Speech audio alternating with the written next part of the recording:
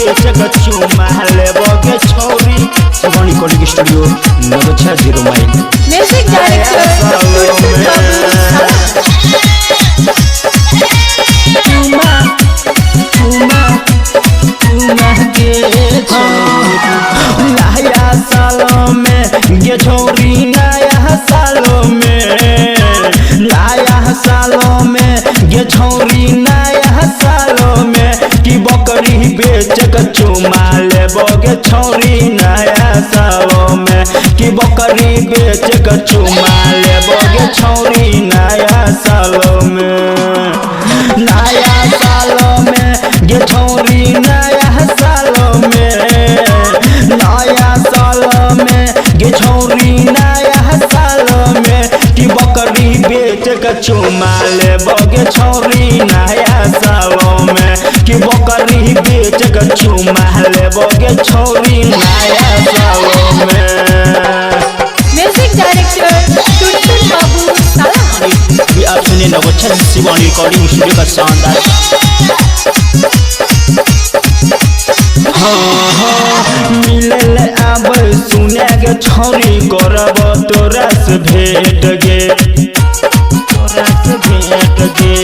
करब तोरा से भेंट मिलल अब सुने के छौरी करब तोरा से भेंट गे नया साल के तोहफा में देबो भरी के तोरा चॉकलेट गे नया साल के तोहफा में देबो तोरा छौरी चॉकलेट तोरा बना लेबो गे माल गे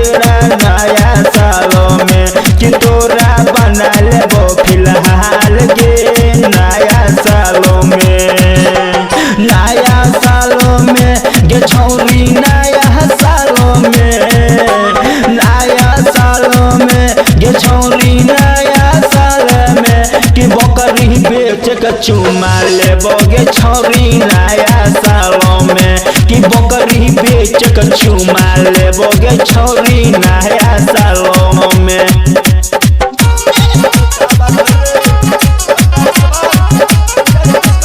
म्यूजिक डायरेक्टर टुनटुन बाबू साला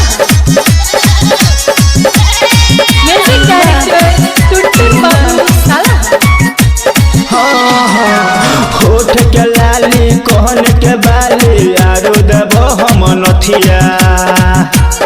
आरो देबो हम नथिया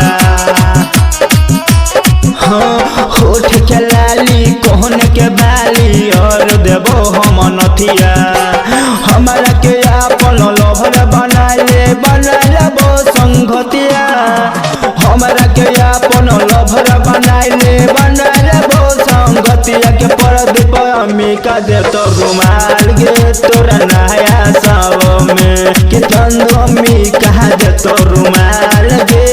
नया सालों में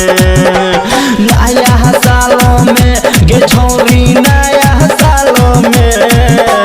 नया सालों में गे छौरी नया सालों में कि बकरी बेच के चुमा लेबो गे छौरी नया सालों में कि बकरी बेच के चुमा लेबो गे छौरी नया सालों में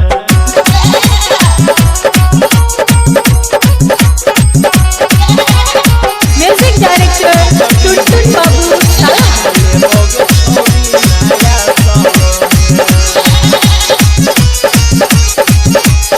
होठ के लाली कौन में बाली आरो देबो हम नथिया देबो हम नथिया देबो हम नथिया होठ पर लाली कौन में बाली और देबो हम नथिया हमरा के अपन लभर बना लेबो संगतिया हमरा के अपन लभर बना लेबो संगतिया कमी का चांदू दे तो रुमाल गे नया साल में कि तंदू अम्मी कहा दे तो रुमाल गे नया साल में नया सालों में गे छौरी नया सालों में नया सालों में गे छौरी नया सालों में कि बकरी बेच के चुमा लेबो गे छौरी नया साल लेबो के छौरी नया